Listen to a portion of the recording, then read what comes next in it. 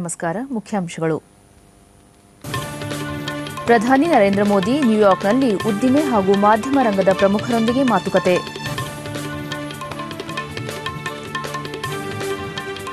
ದೇಶದಲ್ಲಿ ಒಳನಾಡು ಜಲಸಾರಿಗೆ ಅಭಿವೃದ್ಧಿಪಡಿಸಲು ಒತ್ತು, ನಿತಿನ್ ಗಡ್ಕರಿ.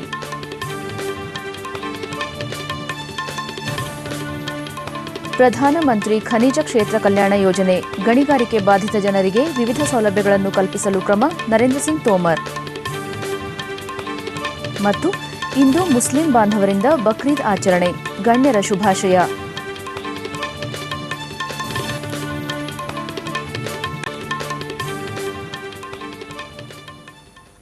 ವಾರ್ತೆಗಳ ವಿವರ. 5 ದಿನಗಳ ಅಮೆರಿಕ ಭೇಟಿಯಲ್ಲಿರುವ ಪ್ರಧಾನಿ ನರೇಂದ್ರ ಮೋದಿ ನ್ಯೂಯಾರ್ಕ್ನಲ್ಲಿ ಪ್ರಮುಖ ಉದ್ಯಮಿಗಳ ಸಿಇಒಗಳನ್ನು ಭೇಟಿ ಮಾಡಿದರು. प्रधानमंत्री और इससे पहले और बैकग्राउंड में आप देख करके वो विभिन्न सीईओज के साथ जो are based out of the United States of America. Prime Minister wooing investment top executives of Comcast. ಇದಕ್ಕೂ ಮುನ್ನ ಮಾಧ್ಯಮ ಮತ್ತು ಸಂವಹನ ಕಂಪನಿಗಳ ವರಿಷ್ಠರೊಂದಿಗೆ ಸಮಾಲೋಚನೆ ನಡೆಸಿದರು. ಭಾರತದಲ್ಲಿ ಮಾಧ್ಯಮ ರಂಗದಲ್ಲಿರುವ ಅವಕಾಶಗಳ ಬಗ್ಗೆ ಪ್ರಧಾನಿ ಪ್ರಸ್ತಾಪಿಸಿದರು. ಹಣಕಾಸು ವಲಯದ ಪ್ರಮುಖರೊಂದಿಗೆ ದುಂಡು ಮೇಜಿನ ಸಭೆಯಲ್ಲಿ ಸಮಾಲೋಚನೆ ನಡೆಸಿದ ಪ್ರಧಾನಿ ತಮ್ಮ ಸರ್ಕಾರ ಸಾರ್ವಜನಿಕ ಖಾಸಗಿ ಸಹಭಾಗಿತ್ವವನ್ನು ಬೆಂಬಲಿಸುತ್ತದೆ. ಕಳೆದ ವರ್ಷ ಜಿಡಿಪಿ ಬೆಳವಣಿಗೆ ದರ %7.3ರಷ್ಟಿತ್ತು. ವಿದೇಶಿ ನೇರ ಬಂಡವಾಳ ಹೂಡಿಕೆಯಲ್ಲಿ %40ರಷ್ಟು ಹೆಚ್ಚಳ ದಾಖಲಾಗಿತ್ತು ಎಂದರು. ಪ್ರಧಾನಿ ಮೋದಿ ಬಾಂಗ್ಲಾದೇಶದ ಪ್ರಧಾನಿ ಶೇಖ್ ಹಸೀನಾ, ಸೇಂಟ್ ವಿಲ್ಸನ್ ಪ್ರಧಾನಿ ಹಾಗೂ ಗಯಾನಾ ಅಧ್ಯಕ್ಷರೊಂದಿಗೆ ದ್ವಿಪಕ್ಷೀಯ ಮಾತುಕತೆ ನಡೆಸಿದರು. ನ್ಯೂಯಾರ್ಕ್ನ ಮಾಜಿ ಮೇಯರ್ ಹಾಗೂ ಖ್ಯಾತ ಉದ್ಯಮಿ Michael Bloomberg, master card CEO Ajay Banga ಪ್ರಧಾನಿ ಅವರನ್ನು ಭೇಟಿ ಮಾಡಿದ್ದರು. ಸೌದಿ ಅರೇಬಿಯಾದ ಮೆಕ್ಕಾ ಸಮೀಪದ ಮೀನಾದಲ್ಲಿ ನಿನ್ನೆ ಹಜ್ ಯಾತ್ರೆಯ ಸಂದರ್ಭದಲ್ಲಿ ಸಂಭವಿಸಿದ ಕಾಲ್ತುಳಿತದಲ್ಲಿ 717 ಮಂದಿ ಮೃತಪಟ್ಟಿದ್ದು 860ಕ್ಕೂ ಹೆಚ್ಚು ಮಂದಿ ಗಾಯಗೊಂಡಿದ್ದಾರೆ. ಮೃತಪಟ್ಟವರಲ್ಲಿ 4 ಹಾಗೂ ಗಾಯಗೊಂಡವರಲ್ಲಿ 2 ಭಾರತೀಯರು ಸೇರಿದ್ದಾರೆ ಎಂದು ಸುದ್ದಿಸಂಸ್ಥೆ ವರದಿ ಮಾಡಿದೆ. ತಕ್ಷಣವೇ ವ್ಯಾಪಕ ರಕ್ಷಣಾ ಮತ್ತು ಪರಿಹಾರ ಕಾರ್ಯಾಚರಣೆ ನಡೆಯಿತು.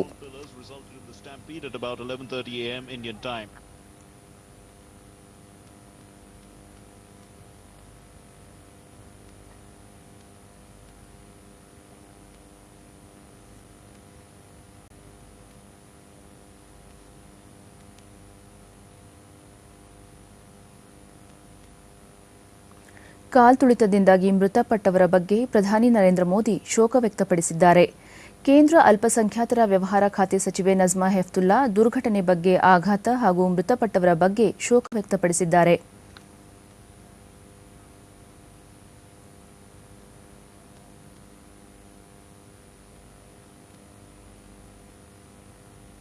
या कहीं से भी आए हो, आखिर इंसान थे, हाजी थे, एक अच्छे काम के लिए गए थे.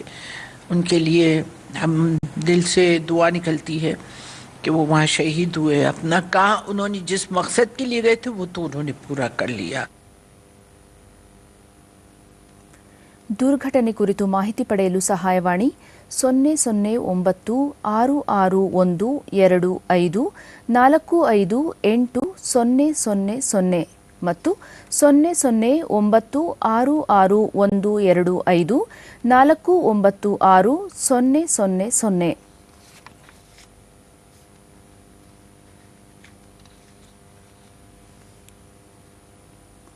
ದೇಶದಲ್ಲಿ ನದಿಗಳ ಮೂಲಕ ಆಂತರಿಕ ಜಲಸಾರಿಗೆ ಅಭಿವೃದ್ಧಿಪಡಿಸಲು ಒತ್ತು ನೀಡಲಾಗುವುದು ಎಂದು ಭೂಸಾರಿಗೆ ಮತ್ತು ಹೆದ್ದಾರಿ ಸಚಿವ ನಿತಿನ್ ಗಡ್ಕರಿ ಬೆಂಗಳೂರಿನಲ್ಲಿ ನಿನ್ನೆ ಹೇಳಿದ್ದಾರೆ. ಐಐಎಂಬಿ ವಿದ್ಯಾರ್ಥಿಗಳಿಗೆ ವಿಶೇಷ ಉಪನ್ಯಾಸ ನೀಡಿದ ಅವರು ನದಿಗಳು ಮತ್ತು ಕರಾವಳಿ ಕಡಲ ತೀರದಲ್ಲಿ ಅತಿ ಕಡಿಮೆ ವೆಚ್ಚದಲ್ಲಿ ಸಾರಿಗೆ ಕೈಗೊಳ್ಳಲು ಅವಕಾಶವಿದೆ. ಯುರೋಪ್, ಚೈನಾ, ಕೊರಿಯಾ, ಜಪಾನ್ ಮುಂತಾದ ದೇಶಗಳಲ್ಲಿ ಜಲ ಸಾರಿಗೆ %40ಕ್ಕಿಂತ ಹೆಚ್ಚಿನ ಪಾಲನ್ನು ಹೊಂದಿದ್ದರೆ ಭಾರತದಲ್ಲಿ ಈ ಪ್ರಮಾಣ ಕೇವಲ %3.5ರಷ್ಟಿದೆ. ಗಂಗಾ ನದಿಯಲ್ಲಿ 1620 ಕಿಲೋಮೀಟರ್ ದೂರದ ಜಲ ಸಾರಿಗೆ ಕಾರ್ಯ ಈಗಾಗಲೇ ಆರಂಭವಾಗಿದೆ ಎಂದರು. ಬೆಂಗಳೂರಿನ ಇಸ್ರೋ ವಿಜ್ಞಾನಿಗಳು ಅತಿ ಕಡಿಮೆ ವೆಚ್ಚದಲ್ಲಿ ಲಿಥಿಯಂ ಬ್ಯಾಟರಿ ತಯಾರಿಸಿದ್ದನ್ನು ಶ್ಲಾಘಿಸಿದ ಸಚಿವರು ಇದರ ನೆರವಿನಿಂದ ದೇಶದಲ್ಲಿ ಶೀಘ್ರವೇ ಎಲೆಕ್ಟ್ರಿಕ್ ವಾಹನಗಳು ದೊಡ್ಡ ಪ್ರಮಾಣದಲ್ಲಿ ರಸ್ತೆಗಿಳಿಯಲಿವೆ. ಸಂಶೋಧನೆ, ಅನುಶೋಧನೆ ಮತ್ತು ಜ್ಞಾನದ ಬಲದಿಂದಾಗಿ ಸಮಸ್ಯೆಗಳಿಗೆ ಹೊಸ ಪರಿಹಾರ ಒದಗಿಸಬಹುದಾಗಿದೆ ಎಂದರು. ತ್ಯಾಜ್ಯವನ್ನು ಸಂಪತ್ತನ್ನಾಗಿ ಪರಿವರ್ತಿಸುವ ಕೆಲಸ ನಾಗಪುರ ಮಹಾನಗರ ಪಾಲಿಕೆ ಮಾಡುತ್ತಿದೆ. ಬೆಂಗಳೂರಿನಲ್ಲೂ ಸಹ ತ್ಯಾಜ್ಯದಿಂದ ಮೀಥೇನ್ ಅನಿಲ ತಯಾರಿಸಲು ಮುಂದಾದರೆ ಈ ಇಂಧನದಿಂದ ಸುಮಾರು 200ಕ್ಕೂ ಹೆಚ್ಚು ಬಸ್ಗಳನ್ನು ಓಡಿಸಬಹುದಾಗಿದೆ. ಪ್ರಸಕ್ತ ಭಾರತ 18 ಲಕ್ಷ ಕೋಟಿ ರೂಪಾಯಿ ಮೊತ್ತದ ಕಚ್ಚಾ ತೈಲ ಆಮದು ಮಾಡಿಕೊಳ್ಳುತ್ತಿದ್ದು, ಜೈವಿಕ ಇಂಧನ ಬಳಕೆಯಿಂದ ಈ ಹೊರೆ ಕಡಿಮೆ ಮಾಡಬಹುದಾಗಿದೆ ಎಂದರು. ಉತ್ತಮ ದೂರದೃಷ್ಟಿ, ರಾಜಕೀಯ ಇಚ್ಛಾಶಕ್ತಿ, ತಂಡ ಸ್ಫೂರ್ತಿ ಮತ್ತು ಕಾರ್ಯಬದ್ಧತೆಯಿಂದ ಏನನ್ನಾದರೂ ಸಾಧಿಸಲು ಸಾಧ್ಯ ಎಂದು ಹೇಳಿದರು. And they say me that the cost of the battery is only 5 to 6 lakh rupees. So our country is importing the crude oil of 8 lakh crores. If every corporation decides to use their bio-CNG, and it is also environmentally it is very important, it is pollution free, 95% emission of carbon dioxide, carbon monoxide. So this is available, at least in Bangalore corporation we can do it. At least 200-250 buses they can run on that basis. In Delhi there was a big ಕೇಂದ್ರ ಗಣಿ ಮತ್ತು ಉಕ್ಕು ಸಚಿವ ನರೇಂದ್ರ ಸಿಂಗ್ ತೋಮರ್ ಬೆಂಗಳೂರಿನಲ್ಲಿ ನಿನ್ನೆ ಗಣಿಗಾರಿಕೆ ಕುರಿತ ಸಮಾವೇಶಕ್ಕೆ ಚಾಲನೆ ನೀಡಿ ಖನಿಜ ವಲಯಕ್ಕೆ ಸಂಬಂಧಿಸಿದ ಪುಸ್ತಕವನ್ನು ಬಿಡುಗಡೆ ಮಾಡಿದರು. ನಂತರ ಹರಾಜಿನ ಮೂಲಕ ಖನಿಜ ಸಂಪನ್ಮೂಲ ನಿಕ್ಷೇಪಗಳ ಹಂಚಿಕೆ ಗಣಿಗಾರಿಕೆ ವಲಯದಲ್ಲಿ ಹೊಸ ಅಧ್ಯಾಯಕ್ಕೆ ಎಡೆ ಮಾಡಿಕೊಡಲಿದೆ. ಗಣಿಗಾರಿಕೆ ಪ್ರದೇಶಗಳ ಅಭಿವೃದ್ಧಿ ಹಾಗೂ ಬಾಧಿತ ಜನರ ಕಲ್ಯಾಣಕ್ಕಾಗಿ ಕೇಂದ್ರ ಸರ್ಕಾರ ಪ್ರಧಾನಮಂತ್ರಿ ಖನಿಜ ಕ್ಷೇತ್ರ ಕಲ್ಯಾಣ ಯೋಜನೆ ಜಾರಿಗೊಳಿಸಿದೆ. ಇದರಡಿ ಕುಡಿಯುವ ನೀರು ಪೂರೈಕೆ, ಆರೋಗ್ಯ ಸೇವೆ, ಶಿಕ್ಷಣ ಮುಂತಾದ ಸೌಲಭ್ಯಗಳನ್ನು ಒದಗಿಸಲು ಆದ್ಯತೆ ನೀಡಲಾಗುವುದು ಎಂದರು. ಸಮಾವೇಶದ ಅಂಗವಾಗಿ ಆಯೋಜಿಸಿದ್ದ ವ್ಯಾಪಾರ ಮೇಳವನ್ನು ಸಚಿವ ತೋಮರ್ ಉದ್ಘಾಟಿಸಿದರು. ಪ್ರಧಾನಮಂತ್ರಿ ಮುದ್ರಾ ಯೋಜನೆಯಡಿ ಇಂದಿನಿಂದ ಅಕ್ಟೋಬರ್ 2ರವರೆಗೆ ಸಾರ್ವಜನಿಕ ವಲಯದ ಬ್ಯಾಂಕ್ಗಳಿಂದ ದೇಶಾದ್ಯಂತ ಬೃಹತ್ ಸಾಲ ಮೇಳಗಳನ್ನು ಹಮ್ಮಿಕೊಳ್ಳಲಾಗಿದೆ. ಸಣ್ಣ ಉದ್ದಿಮೆಗಳಿಗೆ ನೆರವಾಗುವುದು ಈ ಯೋಜನೆಯ ಉದ್ದೇಶ. ಇಂದು ದೆಹಲಿಯಲ್ಲಿ ನಡೆಯಲಿರುವ ಸಮಾರಂಭದಲ್ಲಿ ಕೇಂದ್ರ ಹಣಕಾಸು ಸಚಿವ ಅರುಣ್ ಜೇಟ್ಲಿ ಪಾಲ್ಗೊಂಡು ಫಲಾನುಭವಿಗಳಿಗೆ ಸಾಲದ ಚೆಕ್ ವಿತರಿಸಲಿದ್ದಾರೆ.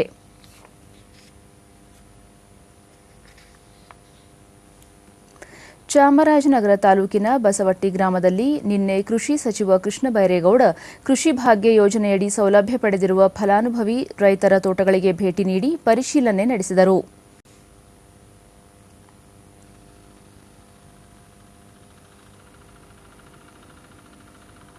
ಬಳಿಕ ರಾಜ್ಯದಲ್ಲಿ ಈ ಬಾರಿ ಭೀಕರ ಬರ ಪರಿಸ್ಥಿತಿ ತಲೆದೋರಿದ್ದು 136 ತಾಲೂಕುಗಳನ್ನು ಬರಪೀಡಿತ ಎಂದು ಘೋಷಿಸಲಾಗಿದೆ.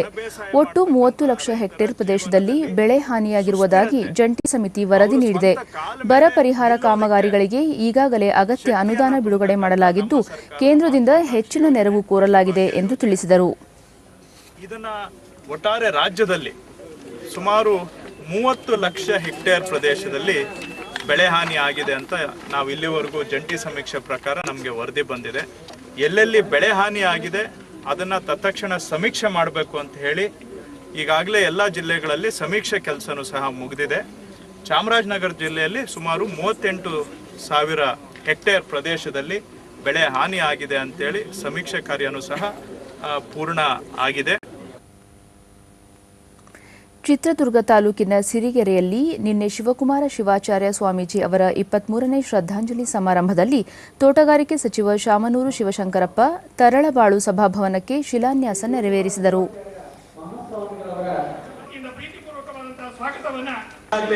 ಜಲಸಂಪನ್ಮೂಲ ಸಚಿವ ಎಂಬಿ ಪಾಟೀಲ್ ಚಿತ್ರದುರ್ಗ, ದಾವಣಗೆರೆ ಮತ್ತು ಶಿವಮೊಗ್ಗ ಜಿಲ್ಲೆಗಳ ಒಟ್ಟು 92 ಕೆರೆಗಳಿಗೆ ನೀರು ತುಂಬಿಸುವ ಯೋಜನೆಗೆ ಈಗಾಗಲೇ ತಾಂತ್ರಿಕ ಒಪ್ಪಿಗೆ ನೀಡಲಾಗಿದ್ದು, ಶೀಘ್ರ ಕಾಮಗಾರಿ ಆರಂಭಿಸಲಾಗುವುದು ಎಂದರು. ಕ್ಲಿಯರ್ ಮಾಡಿ ಆ 4 ಕೆರೆಗಳಿಗೆ ಸಹ ಪೈಪ್ ಮೂಲಕ ನೀರು ಹರಿಸುವಂತ ಕೆಲಸವನ್ನು ನಾವು ಮಾಡ್ತೀನಿ ಅನ್ನೋ ಮಾತನ್ನ ಸಂದರ್ಭದಲ್ಲಿ ತಮ್ಮೆಲ್ಲರ ಸಾಕ್ಷಿಯಾಗಿ ಪ್ರಮುಖ ಪೂಜಾರ ಸಾಕ್ಷಿಯಾಗಿ ಬಯಸ್ತೇನೆ.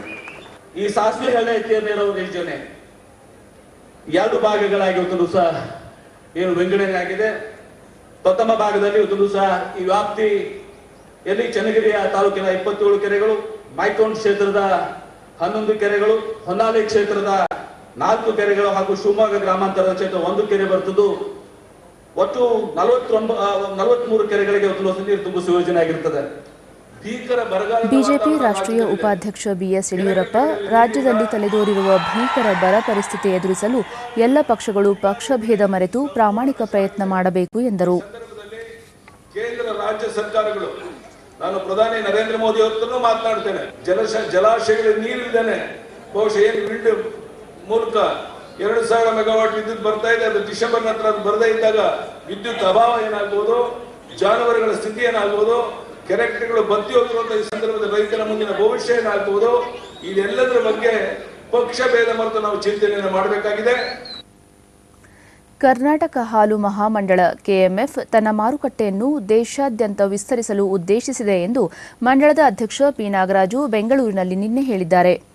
ಇಡೀ ದೇಶದಲ್ಲಿ ಕೆಎಂಎಫ್ ಅತಿ ಕಡಿಮೆ ದರದಲ್ಲಿ ಗುಣಮಟ್ಟದ ಹಾಲನ್ನು ಪೂರೈಸುತ್ತಿದೆ. ಕಳೆದ ಆರ್ಥಿಕ ಸಾಲಿನಲ್ಲಿ ಕೆಎಂಎಫ್ 113 ಕೋಟಿ ರೂಪಾಯಿ ನಿವ್ವಳ ಲಾಭ ಗಳಿಸಿದ್ದು, ಲಾಭದ ಪ್ರಮಾಣವನ್ನು ರೈತರಿಗೆ ವರ್ಗಾಯಿಸಲಾಗುತ್ತಿದೆ. ಹಾಲಿನ ಉತ್ಪನ್ನಗಳ ಸಗಟು ಮಾರಾಟದ ಬದಲಿಗೆ ಇನ್ನು ಮುಂದೆ 100% ಚಿಲ್ಲರೆ ಮಾರಾಟ ಮಾಡಲು ನಿರ್ಧರಿಸಲಾಗಿದೆ ಎಂದು ಅವರು ಹೇಳಿದರು. ಈಗ ನಾವು ನೆಕ್ಸ್ಟ್ ನಮ್ಮ ಉದ್ದೇಶ ಇಡೀ ಭಾರತ ದೇಶದಲ್ಲಿ ಮಾರ್ಕೆಟ್ ಎಕ್ಸ್ಟೆಂಡ್ ಮಾಡಬೇಕು. ಈಗಾಗಲೇ ಟೆಂಡ್ರು ಕೂಡ ಡೀಲರ್ ಅಪಾಯಿಂಟ್ಮೆಂಟ್ ಟೆಂಡ್ರು ಕೂಡ ಕರೆದಿದ್ದೀವಿ. ಯಾವಾಗ ಉದಾಹರಣೆ ನಿಮಗೆ ಯಾಕೆ ಇದು ಹೇಳ್ತಾ ಇದ್ದರೆ, ರೀಟೇಲ್ಗೂ ಬಲ್ಕು 220 ರೂಪಾಯಿ ಬಲ್ಕ್ ಸೇಲ್ ಮಾಡ್ತೀವಿ. ರೀಟೇಲ್ ಮಾಡಿದಾಗ 360 ಹೋಗ್ತಾರೆ. 220. ಇಂದು ಮುಸ್ಲಿಂ ಬಾಂಧವರು ಈದ್ ಉಲ್ ಅಜಾ ಹಬ್ಬವನ್ನು ಆಚರಿಸುತ್ತಿದ್ದಾರೆ. ಬಕ್ರೀದ್ ಸಂದರ್ಭದಲ್ಲಿ ರಾಷ್ಟ್ರಪತಿ ಪ್ರಣಬ್ ಮುಖರ್ಜಿ, ಉಪರಾಷ್ಟ್ರಪತಿ ಹಮೀದ್ ಅನ್ಸಾರಿ, ಪ್ರಧಾನಿ ನರೇಂದ್ರ ಮೋದಿ, ಮುಖ್ಯಮಂತ್ರಿ ಸಿದ್ದರಾಮಯ್ಯ ಸೇರಿದಂತೆ ಗಣ್ಯರು ಜನತೆಗೆ ಶುಭಾಶಯ ಕೋರಿದ್ದಾರೆ.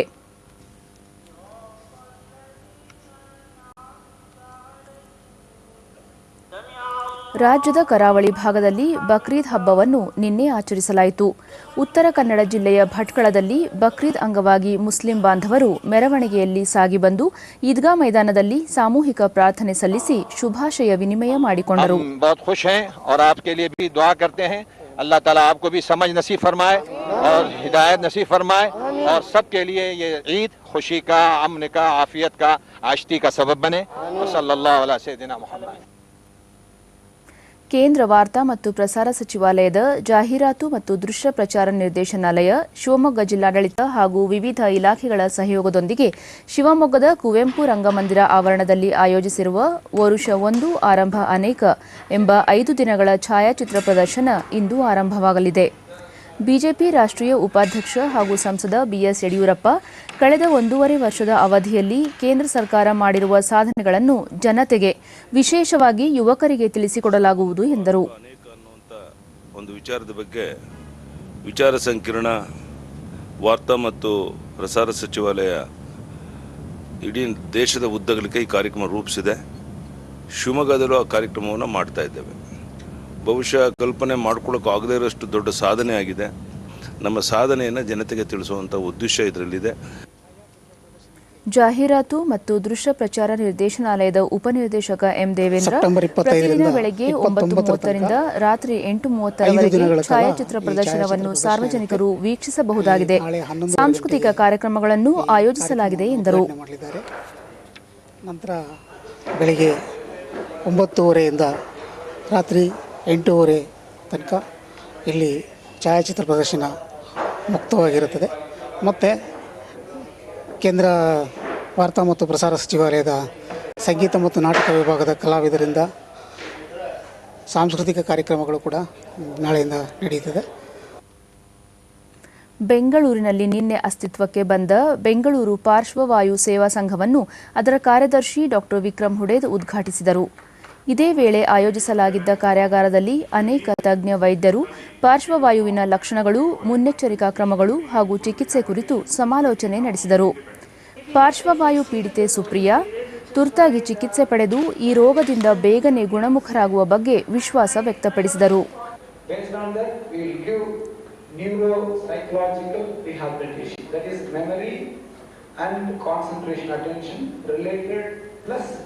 this depression related treatment, behavioral therapy. और ನಮ್ಮ ಮಾತು ನಮ್ಮ ಪರ್ಸನಾಲಿಟಿ ಇದೆ. ನಮ್ಮ ಕೆಲಸದಲ್ಲಿ ನಾವು ಪ್ರೊಫೆಷನಲ್ ವಾಯ್ಸ್ ಯೂಸರ್ಸ್ ಇರ್ತೀವಿ. ಬಿಬಿಎಂಪಿಯ ಕರಿಸಂದ್ರ ವಾರ್ಡ್ನ ಬಿಜೆಪಿಯ ನೂತನ ಕಚೇರಿಯನ್ನು ಶಾಸಕ ಆರ್ ಅಶೋಕ ನಿನ್ನೆ ಉದ್ಘಾಟಿಸಿದರು. ವಾರ್ಡ್ನ ಸದಸ್ಯೆ ಯಶೋಧ ಲಕ್ಷ್ಮೀಕಾಂತ್ ಸೇರಿದಂತೆ ಅನೇಕ ಕಾರ್ಯಕರ್ತರು ಉಪಸ್ಥಿತರಿದ್ದರು.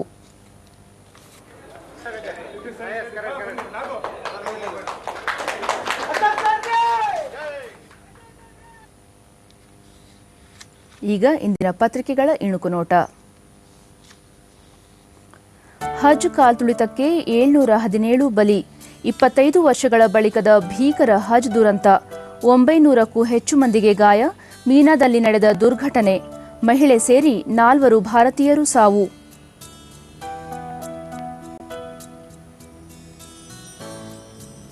ಭಾರತದ ಅಭಿವೃದ್ಧಿಗೆ ಖಾಸಗಿ ಸಹಭಾಗಿತ್ವ. ನ್ಯೂಯಾರ್ಕ್ ಉದ್ಯಮಿಗಳಿಗೆ ಪ್ರಧಾನಿ ಮೋದಿ ಕರೆ. 5 ದಿನಗಳ ಪ್ರವಾಸದಲ್ಲಿ ಅಭಿವೃದ್ಧಿಗೆ ಆದ್ಯತೆ. ಅಪಘಾತವಾದ ಮೊದಲ 48 ಗಂಟೆ ಉಚಿತ ಚಿಕಿತ್ಸೆ. ರಾಜ್ಯ ರಸ್ತೆ ಸುರಕ್ಷತಾ ನೀತಿ ಪ್ರಕಟ.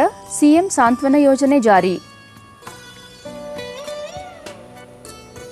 ಕಳಸಾ ಬಂಡೂರಿ, ನಾಳೆ Karnataka bandh. Bus, auto, taxi, ಸರಕು ಸಾಗಣೆ ವಾಹನಗಳ ಸೇವೆ ವ್ಯತ್ಯಯ ಸಾಧ್ಯತೆ. ಇವು ಇಂದಿನ ಪತ್ರಿಕೆಗಳ ಪ್ರಮುಖ ಸುದ್ದಿ. ಉಳಿದಂತೆ ಜನವರಿಗೆ ಮೈಸೂರು ಬೆಂಗಳೂರು ಜೋಡಿ ಮಾರ್ಗ ಸಿದ್ಧ. ಉದ್ಘಾಟಿಸಲು ರೈಲ್ವೆ ಸಚಿವ ಸುರೇಶ್ ಪ್ರಭುಗೆ ಸಿಎಂ ಸಿದ್ದರಾಮಯ್ಯ ಆಹ್ವಾನ. ಹೊಸ ವರ್ಷಕ್ಕೆ ಹೊಸ ಗಣಿ ನೀತಿ. ನೂತನ ಗಣಿ ನೀತಿಯ ಕರಡು ಪ್ರತಿ ಸಿದ್ಧ. ಮಾಫಿಯಾ ಹತ್ತಿಕ್ಕಲು ಕೇಂದ್ರದ ಕಠಿಣ ಕ್ರಮ. ಲೋಕಾಯುಕ್ತ ಕಚೇರಿಯಲ್ಲಿ ಭ್ರಷ್ಟಾಚಾರ. 2ನೇ ದೋಷಾರೋಪ ಪಟ್ಟಿ ಸಲ್ಲಿಕೆ. ಬಿ ರಿಪೋರ್ಟ್ ಹಾಕಲು ಲಂಚ. ಅಶ್ವಿನ್ ರಾವ್ ಮೊದಲ ಆರೋಪಿ. ನ್ಯಾಯಮೂರ್ತಿ ಭಾಸ್ಕರ್ ರಾವ್ ಪ್ರಕರಣದ ಪ್ರಮುಖ ಸಾಕ್ಷಿ. ಶಾಲೆ ಮಕ್ಕಳಿಗೆ ಪುಡಿ ಹಾಲಿನ ಬದಲು ಫ್ಲೆಕ್ಸಿ ಪ್ಯಾಕ್.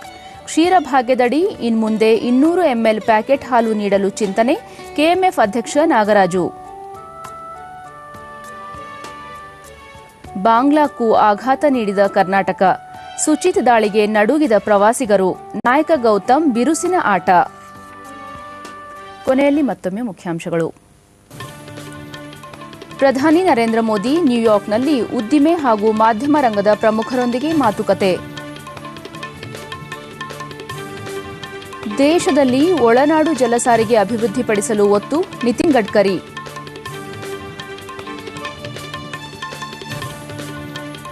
ಪ್ರಧಾನಮಂತ್ರಿ ಖನಿಜ ಕ್ಷೇತ್ರ ಕಲ್ಯಾಣ ಯೋಜನೆ. ಗಣಿಗಾರಿಕೆ ಬಾಧಿತ ಜನರಿಗೆ ವಿವಿಧ ಸೌಲಭ್ಯಗಳನ್ನು ಕಲ್ಪಿಸಲು ಕ್ರಮ. ನರೇಂದ್ರ ಸಿಂಗ್ ತೋಮರ್. ಮತ್ತು ಇಂದು ಮುಸ್ಲಿಂ ಬಾಂಧವರಿಂದ ಬಕ್ರೀದ್ ಆಚರಣೆ. ಗಣ್ಯರ ಶುಭಾಶಯ.